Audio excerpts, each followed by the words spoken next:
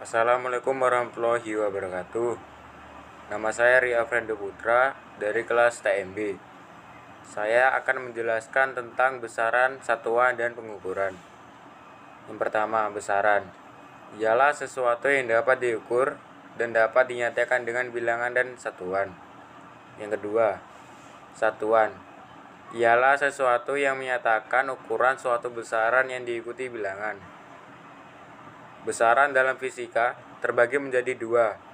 Yang pertama, besaran pokok, yaitu besaran yang satuannya telah ditentukan secara internasional atau SI sebagai dasar besaran lain atau turunan. 7 besaran pokok dapat dilihat pada tabel berikut.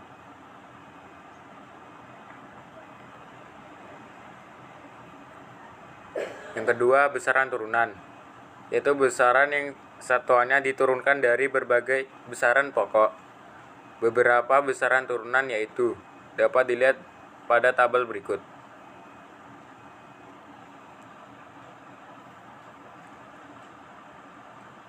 Selanjutnya, dimensi. Dimensi suatu besaran menunjukkan cara besaran tersebut tersusun dari besaran-besaran pokoknya. Pada sistem satuan internasional atau SI, ada 7 besaran pokok yang berdimensi, sedangkan 2 besaran pokok tambahan tidak berdimensi. Dapat dilihat pada tabel berikut.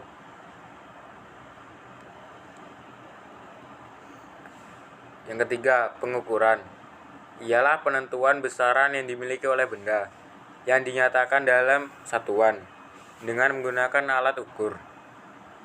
Alat ukur. Yang pertama, alat ukur panjang, yaitu mistar, jangka sorong, mikrometer skrup. Yang kedua, alat ukur massa, yaitu neraca Oahuus, neraca Dacin, neraca Pegas, dan neraca sama logam. Yang ketiga, alat ukur waktu, yaitu stopwatch, arloji, dan jam. Selanjutnya, zat dan perubahan. Yang pertama, materi ialah sesuatu yang mempunyai massa dan dapat menempati sebuah ruang. 2. Macam-macam materi, yaitu zat padat. Zat padat ialah bahan dalam bentuk keras. Bentuknya tetap tidak berubah. Contohnya besi, emas, pensil, dan lain-lain. Zat cair adalah bahan dalam bentuk yang mudah mengalir dan mencari tempat rendah. Contohnya air, minyak goreng, bensin, dan lain-lain. Yang ketiga, zat gas. Gas adalah zat ringan yang sifatnya seperti udara. Contohnya udara, uap air, dan asap. Pengertian unsur, senyawa, dan campuran. Yang pertama, unsur merupakan zat tunggal yang sudah tidak dapat dibagi lagi. Contohnya oksigen. Yang kedua, senyawa merupakan gabungan dari berbagai unsur yang memiliki perbandingan tertentu. Contoh uap air. Yang ketiga, campuran merupakan gabungan dari berbagai unsur yang memiliki perbandingan yang tidak tetap. Contoh larutan gula. Perbedaan unsur dan senyawa dan contohnya. Yang pertama, unsur tidak dapat dipisahkan menjadi zat lain melalui reaksi kimia. Contoh hidrogen, oksigen, atau besi. Yang kedua, senyawa terdiri dari beberapa unsur yang terkandung dalam ikatan reaksi kimia. Senyawa dapat dipisahkan melalui unsur pembentuknya melalui reaksi kimia. Contoh air, asam cuka, dan karet besi. Perbedaan unsur logam dan non-logam dan contohnya. Logam bersifat keras dan padat dan dapat mengantarkan panas. Contohnya besi, timah, aluminium. 2. Non-logam bersifat lunak dan tidak dapat mengantarkan panas. Contohnya oksigen, hidrogen, dan nitrogen.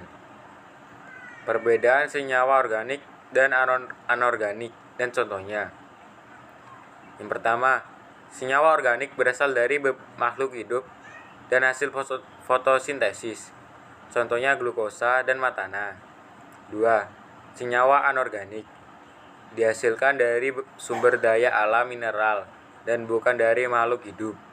Contohnya air, garam, dan asam sulfat. Perbedaan suspensi, koloid, dan larutan dan contohnya. Perbedaan paling mendasar dari larutan, koloid, dan suspensi adalah ukuran partikelnya. Larutan memiliki ukuran partikel kurang dari 1 nm. Koloid memiliki ukuran partikel antara 1 sampai 100 nm. Adapun suspensi memiliki ukuran partikel lebih dari 100 nm. Cara pemisahan unsur campuran. Yang pertama, filtrasi. Filtrasi adalah pemisahan zat-zat dalam campuran dengan melewatkan campuran pada penyaringan lumpur dari air dengan memanfaatkan perbedaan ukuran partikel antara zat-zat dalam campuran. Zat dengan ukuran partikel lebih besar dari pori-pori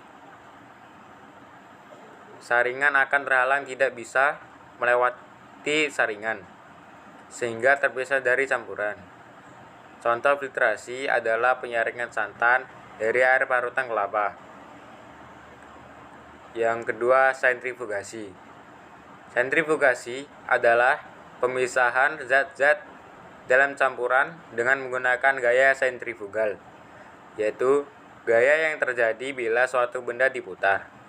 Akibat pergerakan ini, maka zat-zat dalam campuran yang terkena gaya sentrifugal lebih besar akan mengendap. Contoh sentrifugasi adalah pada permunian zat uranium dari campurannya untuk dibuat menjadi bahan bakar reaktor nuklir. Yang ketiga, distilasi atau penyulingan. Distilasi atau penyulingan adalah pemisahan zat-zat dalam campuran dengan memanfaatkan perbedaan titik didih. Dengan memanaskan campuran, maka zat dalam campuran dengan titik didih lebih rendah akan menguap lebih dahulu dan terpisah dari campuran. Contoh penyulingan adalah penyulingan minyak mentah pada bensin, pelumas, aftur, hingga aspal dengan pemanasan minyak mentah. Yang keempat, kromatografi.